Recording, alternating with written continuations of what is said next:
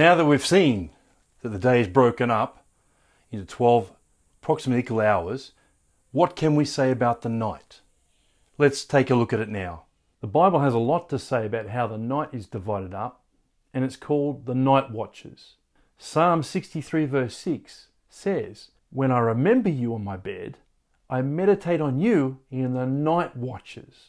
And Psalm 119 verse 148, "My eyes anticipate the night watches, that I may meditate upon your word." These Psalms highlight that the night watches are a time when we are meant to meditate on God, seek His face, and ponder His word to us. Now in these times, our nights are usually taken up in front of a television set. But for Jesus' time, His mission was so critical that He spent the night watches seeking after the Father. Maybe we should take a leaf out of His book. Should we not perhaps return the night watches to the Father in heaven?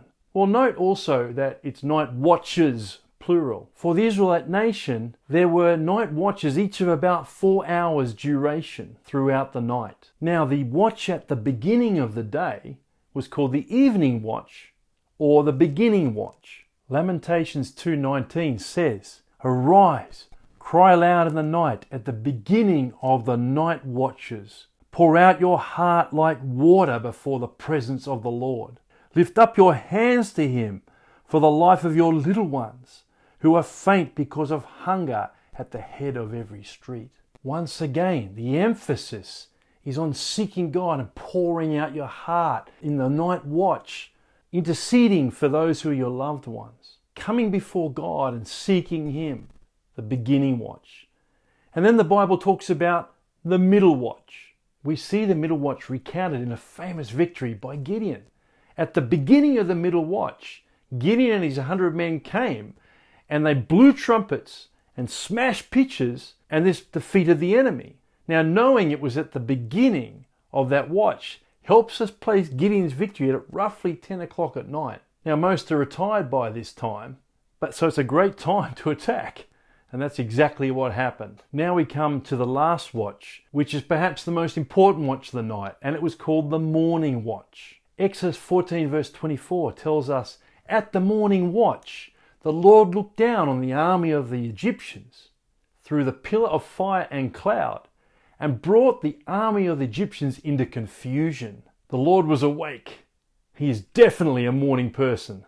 And 1 Samuel 11 verse 11 tells us, "The next morning King Saul put the people in 3 companies, and they came into the midst of the camp at the morning watch, and struck down the Ammonites until the heat of the day. Those who survived were scattered, so that no 2 of them were left together." Another great victory. So we have victory after victory after victory in the night watches, and particularly in the morning watch. But the best one ever came in the morning watch, and that was when Jesus rose from the dead.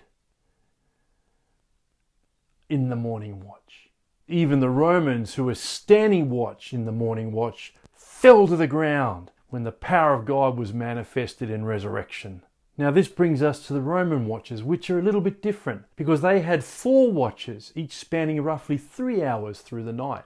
Now these are attested to by Jesus Himself. As Jesus says in Luke 12 verse 38, "If He should come in the 2nd watch or even in the 3rd and finds them so, blessed are those slaves." Here Jesus is referring to the Roman watches of the night. So is Jesus implying here that He's going to return in the 2nd or the 3rd watch of the night? That would mean between, say, 9 p.m. and 3 a.m. Well, let's see. The day will come. Then we come to the 4th watch of the night, which is attested to by 3 gospel writers. Matthew 14 verse 25 says, "In the 4th watch of the night, He came to them walking on the sea." And Mark 6:48 of the same account says, "Seeing them straining at the oars, for the wind was against them. At about the 4th watch of the night, He came to them walking on the sea, and He intended to pass them by." Knowing that they were straining at the oars in the 4th watch of the night, and that Jesus had sent them at evening time, we can see that the disciples were out on the Sea of Galilee for roughly 6 to 9 hours. The other thing we can also understand is that Jesus was praying for 6 to 9 hours. How good's that? and he saw them straining at the oars. He saw them in the midst of the darkness. That's our Lord for you. He sees. He sees. And so he sees in the night, and we ought to be attentive to him in the night. We should seek him out at night because the Lord sees, he hears, and he knows our cry. Finally, we see all the night watches summed up by Jesus himself in Mark 13 verse 35. Some parts Roman, and he even introduces 2 new titles that will really help us understand what was going on in the days before Passover. Therefore, be on the alert, for you do not know when the Master is coming, whether in the evening, or at midnight, or when the rooster crows, or in the morning. So here we have the second watch called midnight, and the third watch, the rooster crows. That was a time that Peter had plenty of trouble in. So let's take the Lord's example and use the night watches to seek him, and be like the wise virgins with flasks full of oil. And let's be on the alert and ready for him.